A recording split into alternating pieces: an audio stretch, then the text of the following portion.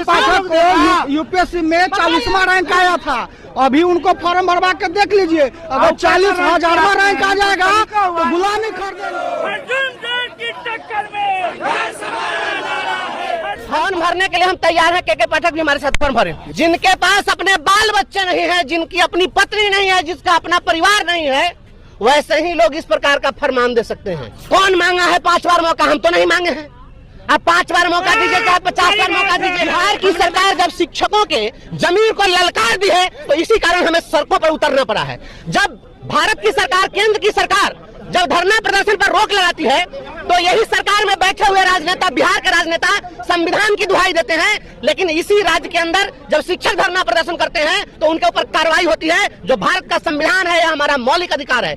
बिहार के शिक्षक हतप्रभ है, आश्चर्यचकित हैं इस फरमान से कि आप कह रहे हैं कि सक्षमता परीक्षा लेंगे और वह परीक्षा के बाद आपको 3 जिले का विकल्प लेकर दूसरे जिला में ट्रांसफर कर देंगे।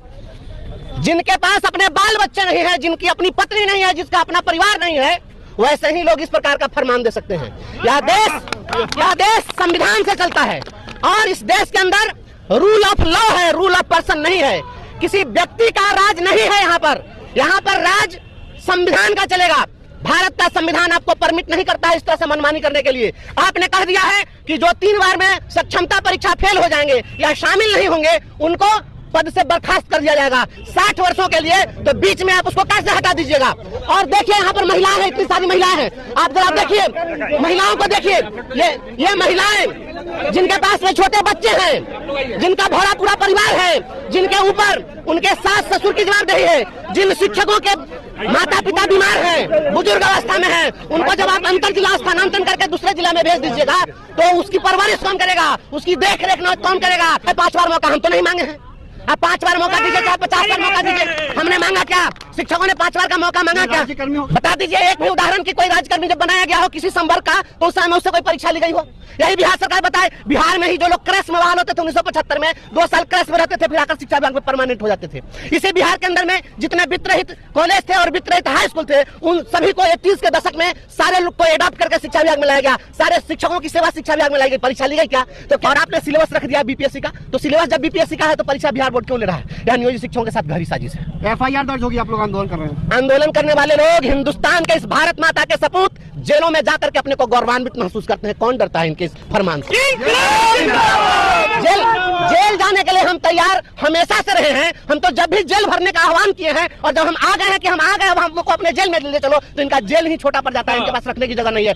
मैं तो कह रहा हूँ, ले चलिए जेल के अंदर। और कृष्ण की जन्मभूमि है, जाकर कृष्ण ने महाभारत का उपदेश, गीता का उपदेश कुरुक्षेत्र में दिया था। हम कुरुक्षेत्र में आ गए हुए हैं। आप हमको ले चलिए, हम उस कृष्ण के जन्मभूमि को प्रणाम करने के लिए जाने के लिए तैयार नहीं। हम शिक्षकों में हम शिक्षक है, पढ़ाते हैं। पहले हम पढ़ाते थे कौका करने का, कानून का, हिरसन की याद है, खाली पढ़ कर सुना दे, हम परीक्षा में शामिल हो जाए। याद है उनको पता है। 20 तक पहाड़ा पढ़ के हमको सुना दे सकते हैं।